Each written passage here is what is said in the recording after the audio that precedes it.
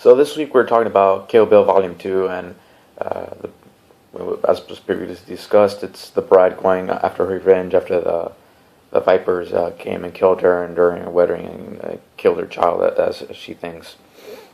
And in this movie, she's going after Bud and Elle Driver and eventually Bill, so she has 3 targets instead of the 2 from the previous film.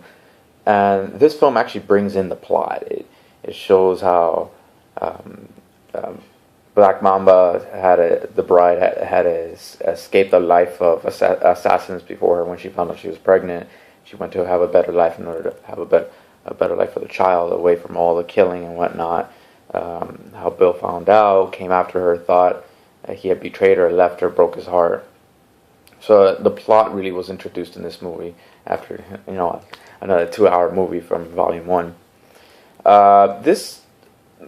This movie, surprisingly, Bud is the most interesting character in this movie. The hillbilly living in a trailer, white trash, being the bouncer for a titty bar, because his relationship with Bill is actually the most interesting. And Bud actually displays some Taoist elements in the sense that Bud was accepting of the oncoming revenge from Black Mamba. Bill told him that she was coming, and he just accepted it, saying that that woman deserves her revenge and we deserve to die. So he was accepting of the force of nature that she was.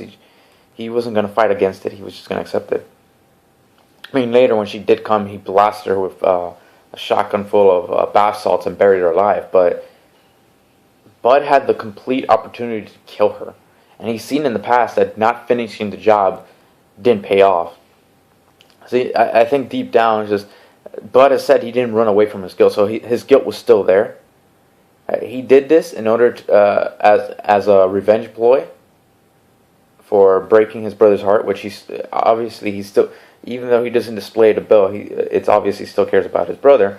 But he got his form of revenge, but he still made it possible for her to get out and still come after him and Elle Driver, which he eventually did. And just on another note, it's pretty ironic, probably Tarantino's goal, that Bud buried the Black Mamba, the bride, alive, and then when he went to go get his money, an actual Black Mamba was the one that ended up killing him.